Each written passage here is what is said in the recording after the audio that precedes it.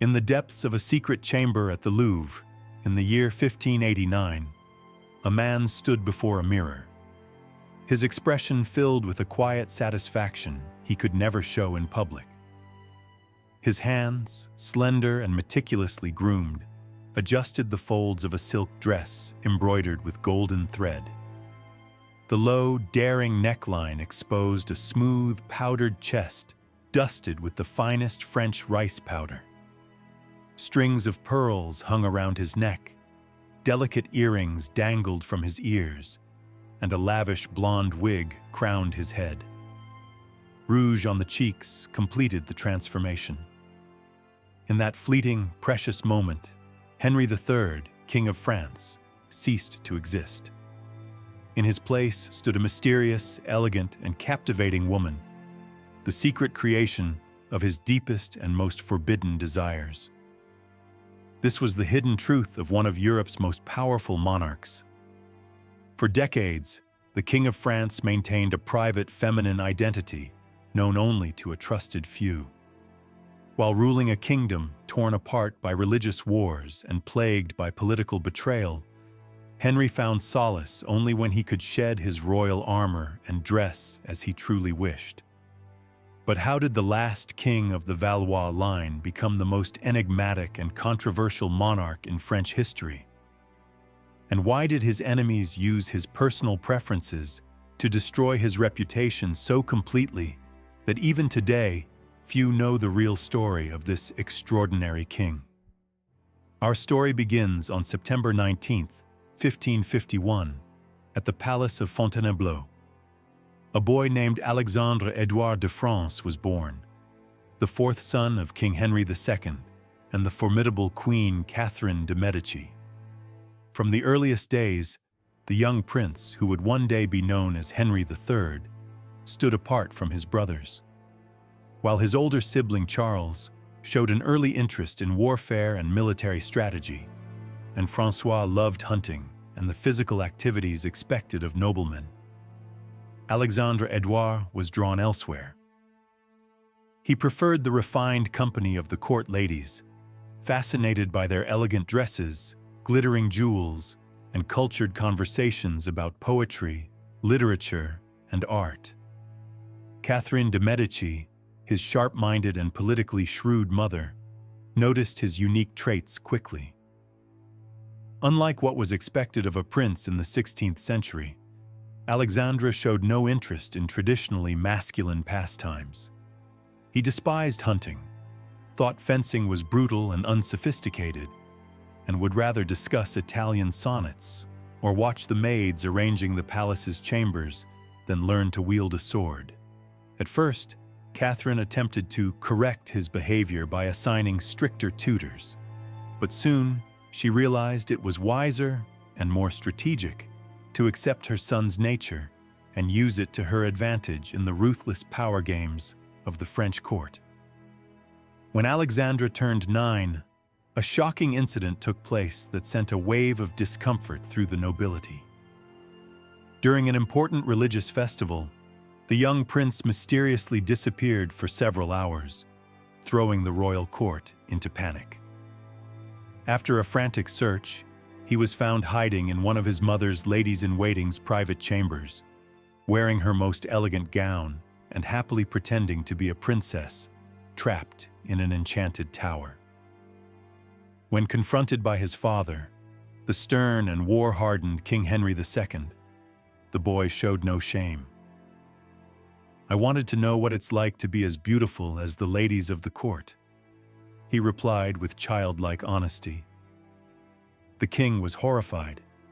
In his world, strength and masculinity were not just expected, they were required. Furious, he ordered his son to be punished and brought in even harsher tutors to correct this deviant behavior. But repression only drove the prince's tendencies deeper underground. Alexandre learned early how to present a socially acceptable face to the world while keeping his true self hidden. His mother, ever the tactician, shifted her strategy.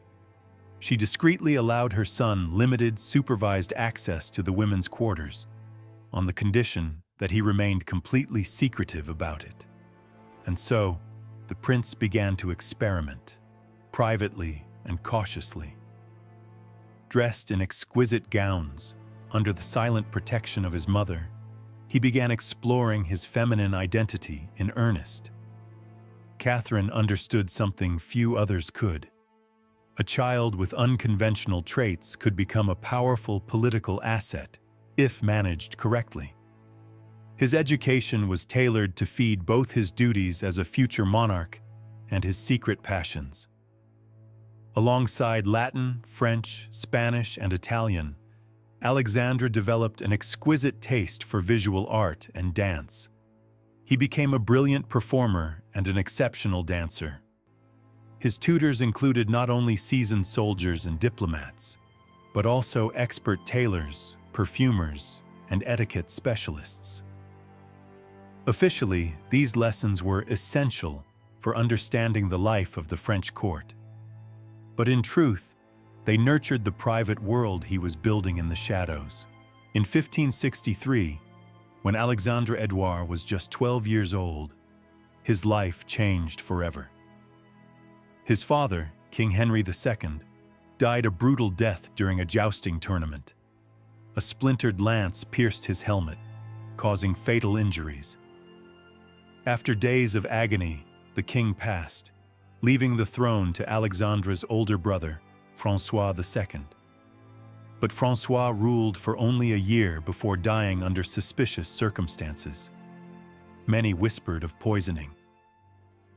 His younger brother, Charles IX, just a child, was next in line. Catherine de' Medici stepped in as regent, ruling the fractured nation with iron resolve. Alexandre, now third in line to the throne, was suddenly much closer to absolute power. As Charles IX reigned under their mother's control, Alexandre, now the Duke of Anjou, watched and learned. He observed not only the mechanics of diplomacy and military strategy, but also the critical importance of public image and theatrical appearances. It was during this time that Alexandre fully committed to what we'd now call drag or transformation. In the protected confines of the royal palace, with the help of a few loyal servants, he refined his secret feminine persona. This wasn't play. It was art. Every detail mattered. From expertly applied makeup and carefully styled hair to graceful posture, delicate gestures, and a softened, melodic voice. Centuries later, a forgotten diary discovered in the archives of the Louvre would reveal astonishing insights into these intimate moments. "Today, I remained Enriqueta for 2 full hours," he wrote at age 16, referring lovingly to his female alter ego. "Madame de Montpensier saw me in the corridor and didn't recognize me. She said I was one of the most elegant ladies she had ever seen. The pleasure I felt was indescribable." These secret sessions became a vital psychological sanctuary for the young prince, a way to escape the crushing expectations of his royal identity. In 1569, at just 18 years old, Alexandre Edouard, despite his unconventional interests, was appointed supreme commander of the royal army by his brother, King Charles IX. This was a critical test. Could a prince known for his delicate mannerisms and love of poetry lead hardened soldiers into brutal combat? The answer came swiftly and dramatically. On the bloody fields of Jarnac and Montcontour, Alexandre stunned everyone. His strategies were bold, effective, and victorious. He crushed the Protestant forces with a combination of inventive tactics and charismatic leadership.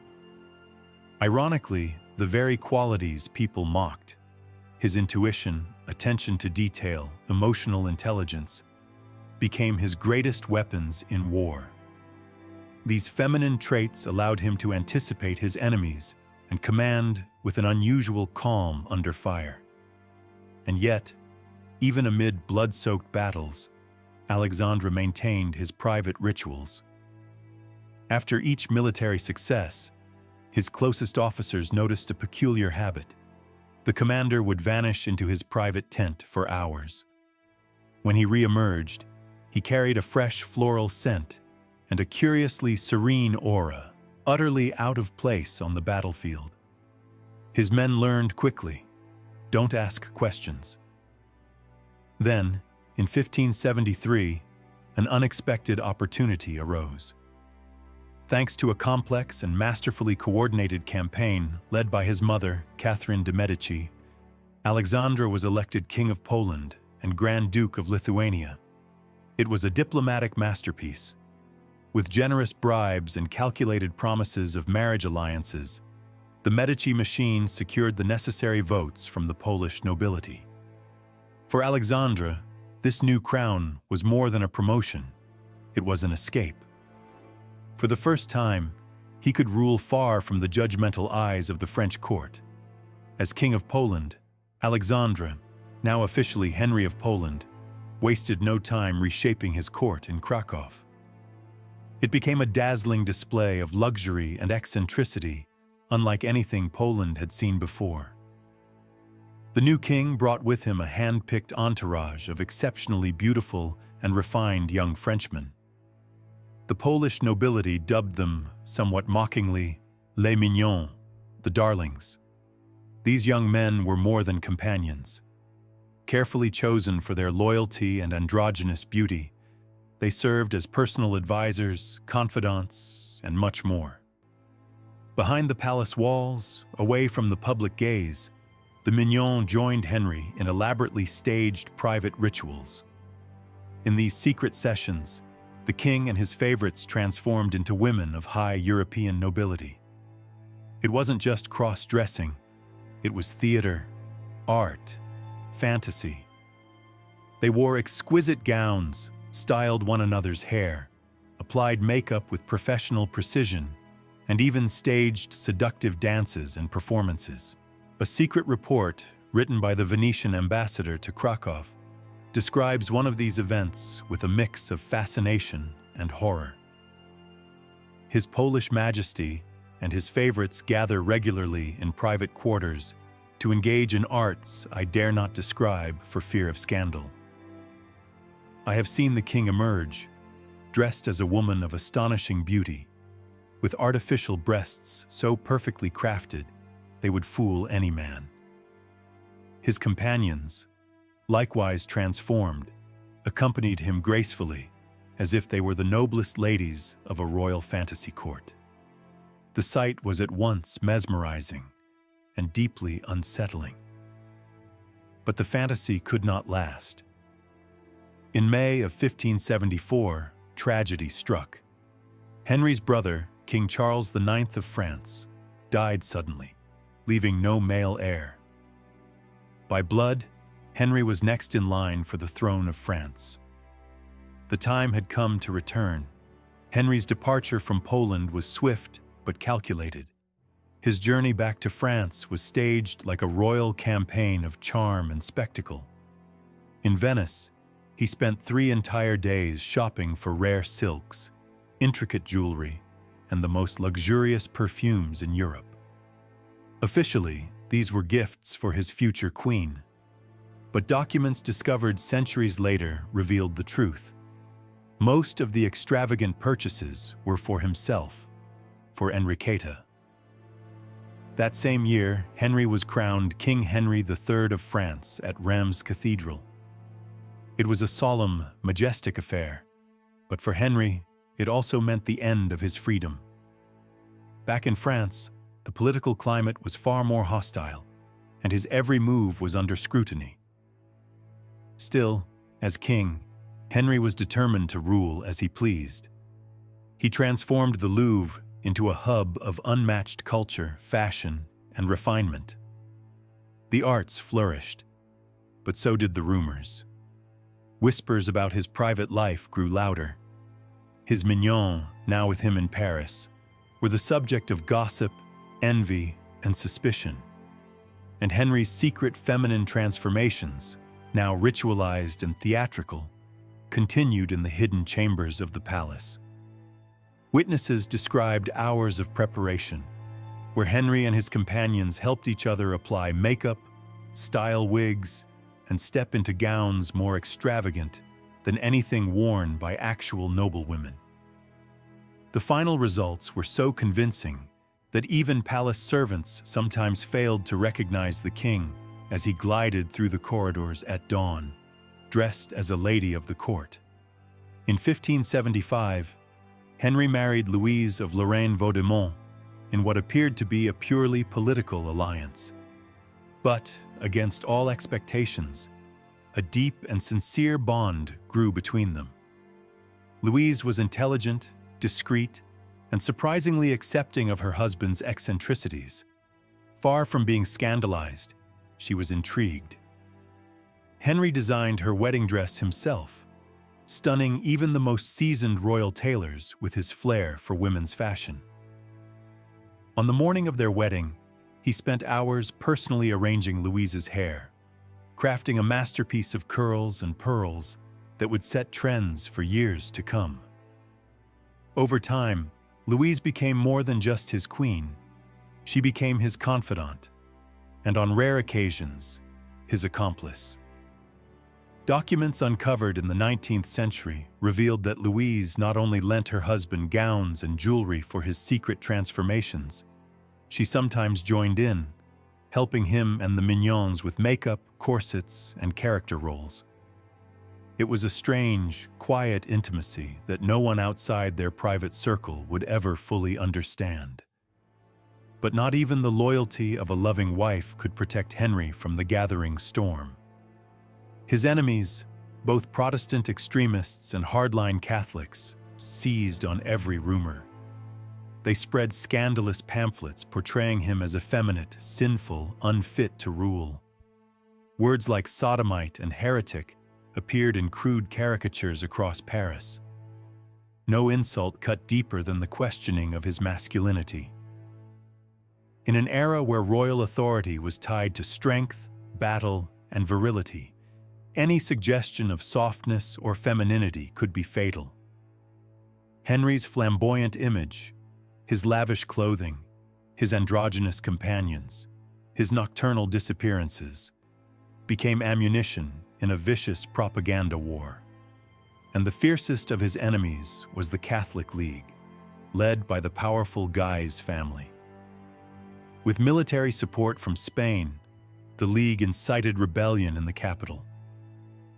On a May morning in 1588, Paris erupted in chaos. It was the day of the barricades. On that fateful day in May 1588, now known as the Day of the Barricades, the streets of Paris exploded in open revolt. Backed by Spanish arms and Catholic fanaticism, the Catholic League turned the capital into a war zone. King Henry III, outmaneuvered and overwhelmed, was forced to flee his own city under humiliating conditions. He sought refuge in Blois, away from his beloved Mignon, away from his silks, his perfumes, and most devastating of all, away from Enriqueta, cut off from the one part of himself that had always offered peace. The king sank into a dark and debilitating depression. Witnesses described him as pale, withdrawn, and visibly aged, no longer the regal figure who once dazzled courts from Kraków to Venice. But Henry was not finished. In an act as theatrical and brutal as any of his private transformations, he made a bold and bloody decision. On December 23, 1588, he invited his greatest rival, Henry of Guise, head of the Catholic League, to a private audience in the royal apartments at Blois. As Guise entered the room, expecting diplomacy, he was ambushed and stabbed to death by the king's personal guards. The next morning, the Guises' brother, a high-ranking cardinal, was executed as well. 2 days, 2 assassinations. It was a shocking show of power. But rather than restoring order, it pushed France closer to the edge. The killings turned Henry into an even greater villain in the eyes of devout Catholics. His political isolation deepened, his enemies circled, his supporters dwindled. Now more alone than ever, Henry lived out his final months in a quiet but desperate spiral. Without his inner circle, without his extravagant rituals, and under the crushing weight of looming war, he became a hollow version of himself. On the morning of August 1st, 1589, a young Dominican friar named Jacques Clément arrived at the royal camp in Saint-Cloud. He claimed to carry urgent intelligence for the king. Henry, exhausted and perhaps naively hoping for support, granted the monk an audience. As they met in private, Clément pulled a concealed dagger and drove it deep into the king's abdomen. Henry collapsed in agony. The wound was mortal. As he lay dying through the night, Henry summoned the man who would inherit the crown, Henry of Navarre. Though a Protestant, Navarre had long fought beside the king against the League's tyranny. With his final breaths, Henry III addressed him, "My brother, you see how I die, for having delayed in recognizing the true servants of God." At dawn on August 2nd, 1589, King Henry III, last of the Valois kings, died at just 37 years old, and with him died a world of secrets. The official narrative of Henry's reign has often been written in tones of scandal, mockery, and moral judgment. The Mignons were painted as frivolous degenerates. Henry himself was caricatured as a weak, vain, and perverse monarch. But behind those distortions lies a far more complex truth. Henry III was a man caught between two identities, one imposed by birth and one whispered by his soul. He was expected to embody the brutal authority of a monarch, yet found peace only in feminine grace. He was both warrior and artist, ruler and dreamer, king and queen. He governed a France splintered by religious hatred and political extremism, yet he craved harmony, beauty, and understanding. He loved poetry as much as strategy. He wore armor by day and corsets by night. And in an age where deviation from gender norms could destroy a dynasty, Henry chose, again and again, to be fully himself, if only behind locked doors. Modern historians, digging deeper into long-forgotten archives, have begun to see Henry in a new light. His secret diaries, eyewitness accounts, and coded letters reveal a man whose femininity was not weakness, but resistance. In his transformation into Enriqueta, he wasn't escaping his role. He was reclaiming his soul. And his mignons? They weren't just indulgent companions. They were his allies, his mirrors, his family. Together they created a world within a world, a kingdom of illusion, but also of liberation. Even Queen Louise, far from being a passive observer, played her part in this hidden court.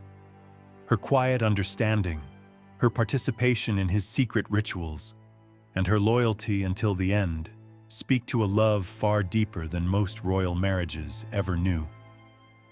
But perhaps the greatest tragedy of Henry's life wasn't his assassination. It was that the world never allowed him to be seen. Publicly, he was the last king of a dying dynasty, a political failure, a monarch who lost his capital and died at the hands of a fanatical priest. Privately, he was something far rarer, a human being who dared to live a double truth, who embraced beauty, sensuality, and softness in a world that demanded brutality and control. His legacy was buried under slander and shame, his memory distorted by centuries of ridicule. But now, piece by piece, the veil is lifting. History may not have been ready for Henry III, but perhaps we are.